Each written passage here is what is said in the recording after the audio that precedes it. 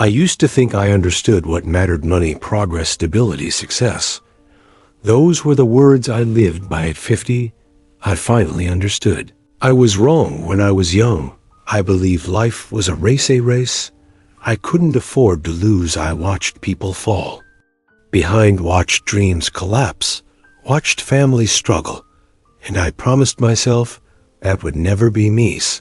Oh, I chased what the world respected: long hours, busy days, late nights. I told myself, this is responsibility, this is maturity, this is what a good man does. People praised me. They said, you work so hard, you're so dedicated, you never stop. I took pride in that. I confused praise with purpose while I was building a future. Something else was quietly fading: my family.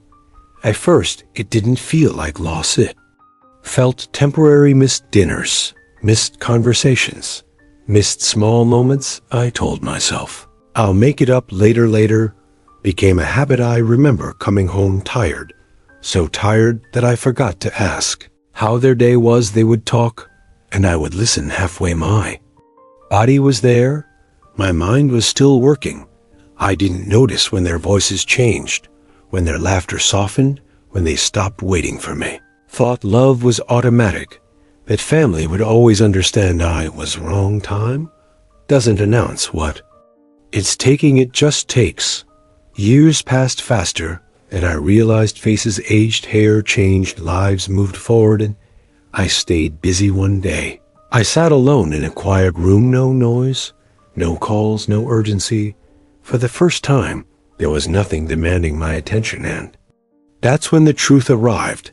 I had built a life that looked successful, but felt empty. I thought about all the conversations I postponed, all the moments I delayed, all the people I assumed would wait. They didn't leave suddenly, they slowly learned. I was never fully there.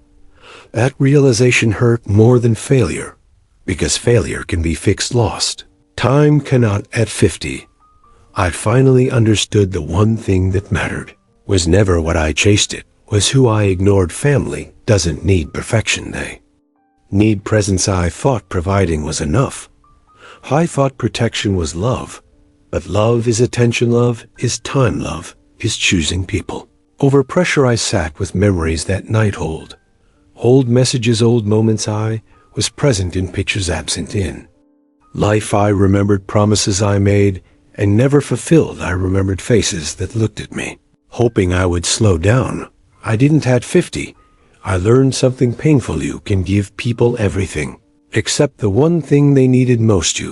I can't go back, I can't relive what I missed. All I can do is speak the truth now. If you are listening to this and you think you still have time, please understand time is not stored.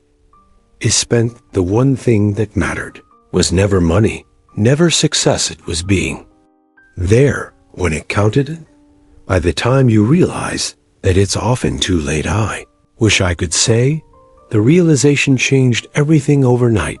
It didn't. Understanding the truth doesn't undo the damage. At 50, you don't rebuild life, you review it. You replay moments that felt ordinary at the time, but now feel priceless. I remember small things: a question they asked that I answered without looking, a story they told that I interrupted, a moment they needed me, and I chose something else.